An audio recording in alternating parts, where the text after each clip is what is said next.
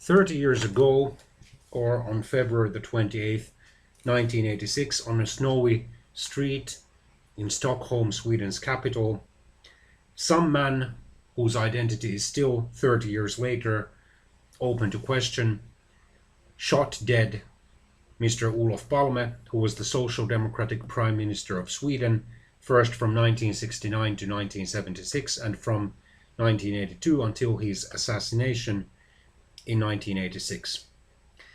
While Prime Minister Palme was a notably sharp-tongued politician who could even sometimes or occasionally swear in public and use quite rough language about some of his political opponents, and who also outspokenly criticized the US foreign policy in the Vietnam War, still it was a tragic and sudden event. Still, virtually no one in Sweden, aside from some real or alleged conspirators or anticipators of such an event,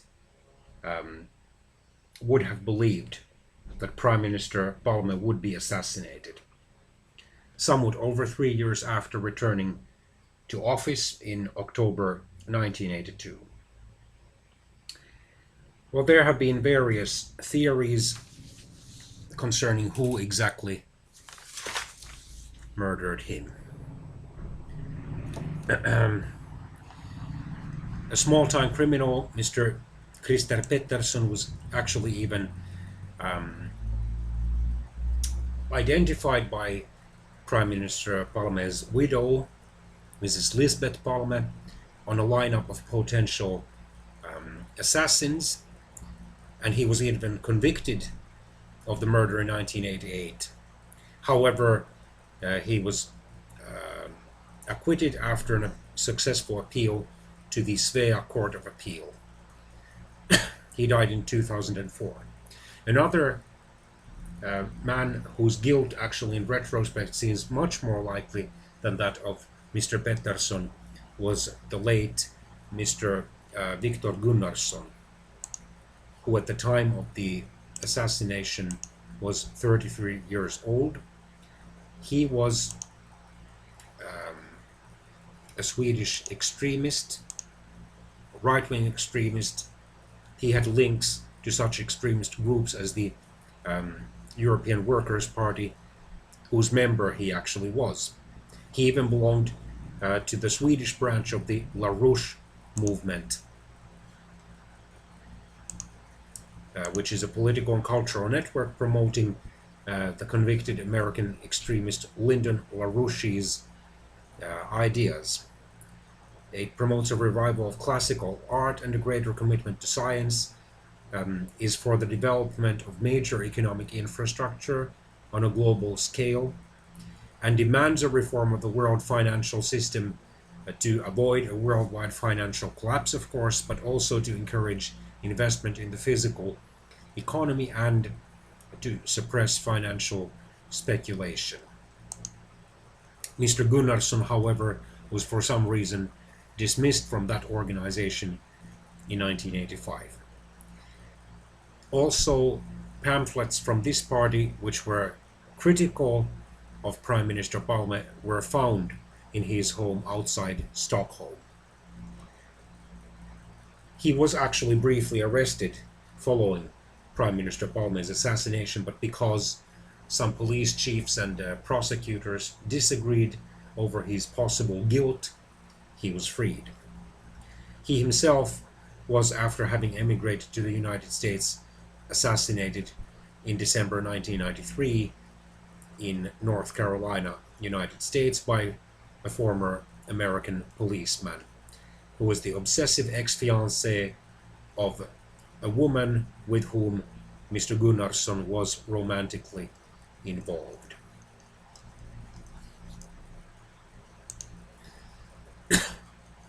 In 1986, the Cold War was still going on, although the moderate form of Soviet communism and reformist form of that system, known as glasnost or openness, or the permission to say, and perestroika or restructuring, had been started by the then new communist leader of the Soviet Union, Mr. Mikhail Gorbachev, who had taken office in March 1985. Nevertheless, there was still tension around the world, also in neutral countries like Sweden, which did not officially support either the US-led military alliance NATO or the Soviet-led military alliance Warsaw Pact. Mr. Hans Holmér, who was then the Stockholm Police Commissioner, arrested a number of Kurds living in Sweden after allegations that one of their organizations, the PKK or the Kurdistan Labour Party, was responsible for the murder. However, there was no proven evidence that that would have been the case.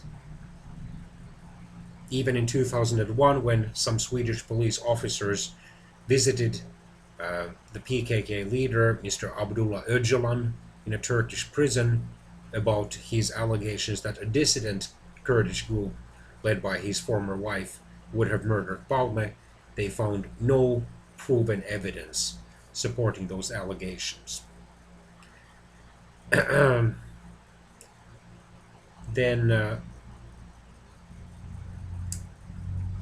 there were three main reasons why Mr. Christer Pettersson's appeal succeeded. The prosecution could not find the murder weapon. They could not establish a clear motive for the killing. In one book which I've read, probably about assassinations, both solved and unsolved ones, there was a claim according to which Mr. Pettersson would have said at some point during the criminal investigation against him that he had actually accidentally killed Prime Minister Palme, but he had only done so because Prime Minister Palme, in the dark, had resembled a man, a fellow criminal, whom he had wanted to kill. Also, there were doubts about how reliable widow Lisbeth Palme's testimony was, and in the opinion of the the defense and their supporters, Swedish police officers had made major mistakes in selecting these criminals who were under custody, real or alleged criminals who were then on that lineup. In the late 1990s, additional evidence against the late Mr. Pettersson came to light, mostly from various petty criminals, he himself was one, who changed their stories, but also from a confession made by Mr. Pettersson. According to a documentary program broadcast on the Swedish television channel SVT in February 2006, probably to mark the 20th anniversary of Prime Minister Palme's assassination, Pettersson's associates claimed that he had confessed to them his role in the murder, but indeed that he had mistakenly thought that Prime Minister Palme was another criminal. The Swedish police, or Stockholm police, had several officers in apartments and cars along those few blocks of Sveavägen where the murder took place, but 45 minutes before the murder, the police monitoring had, for some reason, ended. However, some other SVT reporters severely criticized the television documentary, claiming that the filmmaker had invented some statements while leaving out other contradictory evidence, especially his chief source's earlier testimony that simply could not be held to support his claim to have seen the shooting. Then there was the South African connection. As we know, South Africa back in 1986 was still an apartheid state where the black majority was denied basic civil and political rights. And the white minority, led by the Afrikaners of Dutch origin, was still ruling the country, and much of the country was under martial law, more or less, despite the fact that the white minority did enjoy a Western-style democracy, except for the fact, of course, that the blacks were denied even token participation in the national, then three-chamber parliament, and then Indians and coloreds, while they were given their own chamber in parliament, played only a nominal role in the nation's government. Prime Minister Palme had been highly critical of the apartheid period governments in South Africa. He had made just 1 week before his murder, on February the 21st, 1986, a well-attended speech to the Swedish People's Parliament against apartheid in Stockholm. The then banned African National Congress, a democratic socialist movement whose main goal was the creation of multi-racial democracy in South Africa, and the anti-apartheid movement had sent leaders and officials there. And in that speech, Palme had demanded the elimination of apartheid. 10 years after Palme's assassination, that is in September 1996, Colonel Eugene de Kock, who was a former South African police officer, had testified before the South African Supreme Court in Pretoria, claiming that Prime Minister Palme had been shot and killed in 1986 because he had strongly called for the elimination of the apartheid regime, and because Sweden had given much money to the ANC. Mr. de Kock even claimed that he knew specifically who had been responsible for Palme's murder. Craig Williamson, a former police colleague and a South African spy. A few days after Mr. de Kock's testimony, Brigadier Johannes Coetzee, who used to be Williamson's boss, identified Anthony White, a former Rhodesian Selous scout with links to the South African Security Services, as Palme's actual murderer. But once again, we cannot say with absolute certainty what happened. All we do know is that he was indeed assassinated, and that the killer, should the killer still be alive, which of course is still possible,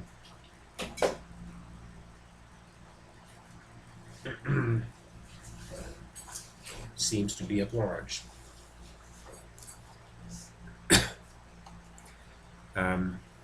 Then a third person, a Swedish mercenary, Mr. Bertil Vedin,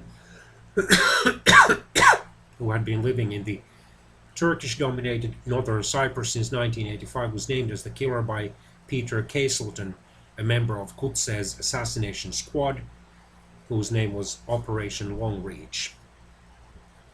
However, when Swedish police investigators visited South Africa in October 1996, they couldn't discover evidence to substantiate Mr. de Kock's claims.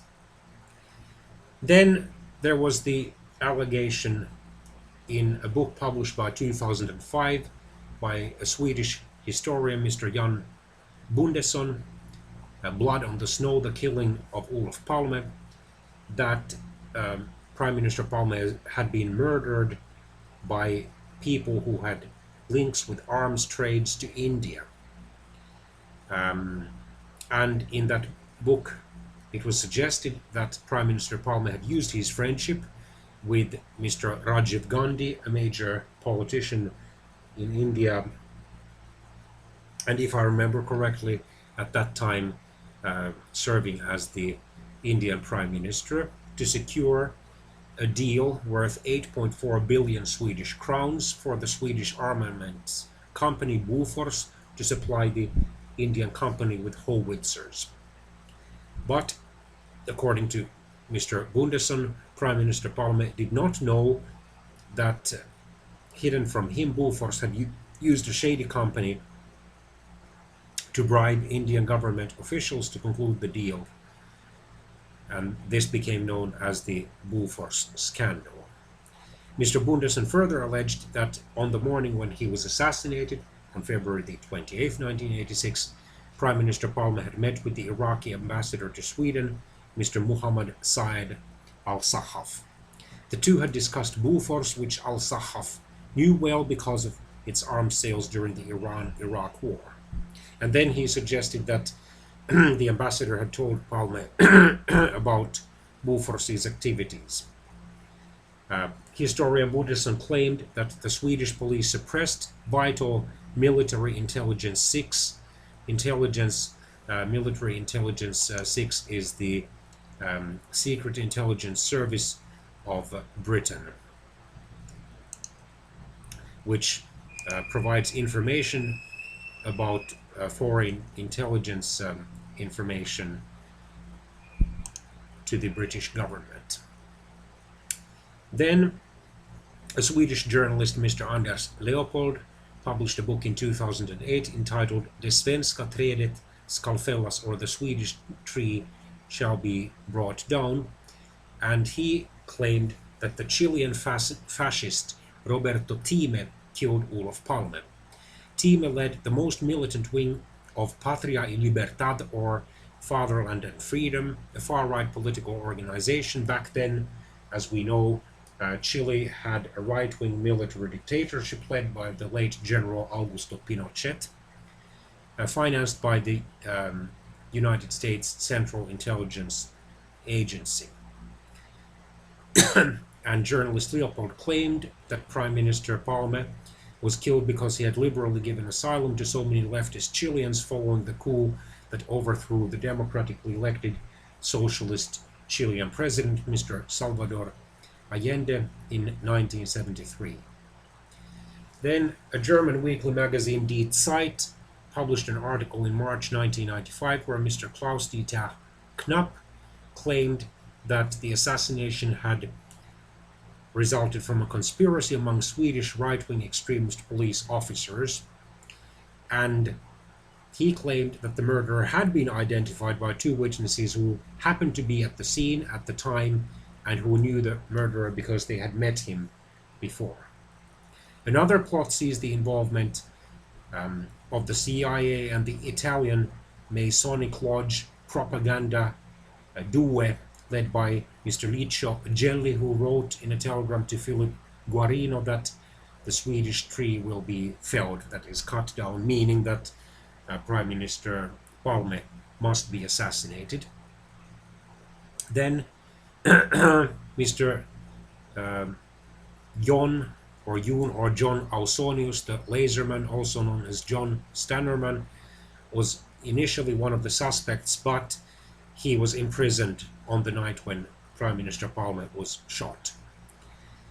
Then Mr. Trowbridge H. Ford, a former US Army intelligence agent who now lives in Stockholm, is a blogger that is an internet diary keeper and theorizes that Prime Minister Palme, who was the UN mediator seeking an end to the ongoing and stalemated Iran-Iraq war that would only be ended by an armistice in 1988, was assassinated because of the Iran-Contra scandal, under which some US government officials and high army officers, with or without the knowledge of certain administration officials, and possibly without the knowledge of then US President Ronald Reagan, had made arms deals with Iran in order to finance weapons with which they could arm the right-wing Contra guerrillas who were fighting against the socialist government of Nicaraguan President Daniel Ortega. As of February 2006, the Swedish government and police forces had spent a total of 350 million Swedish crowns, or 38 million euros, or 45 million US dollars, investigating the assassination of Prime Minister Palme. The total number of pages during the investigation is already about 700,000. According to Mr. Leif Persson, a Swedish criminologist, the investigation is the largest one in global police history. The reward for solving the murder is 50 million Swedish crowns, or about 5 million euros, or about 7 million US dollars. The assassination has been portrayed in some films, including the 1998 Swedish fictional thriller film The Last Contract, or in Swedish Sista Kontraktet. It was portrayed as having been planned by a hired assassin. A security service detective, Roger Nyman, played by Mr. Mikael Persbrandt, is on the trail of the international hitman Ray Lambert, played by Michael Kitchen, but finds his line of inquiry cannot proceed because senior police officers and the Swedish political and social elite prevent him from getting at the heart of the assassination. This fictionalized film claims or suggests that Prime Minister Palme was assassinated because he absolutely refused to contemplate the possibility that nuclear weapons should be deployed in Sweden, and that we should solve the world's problems by having wars. So time will tell when the late Prime Minister Palme's assassin will have been discovered, whether dead or alive, and his murder will finally have been solved.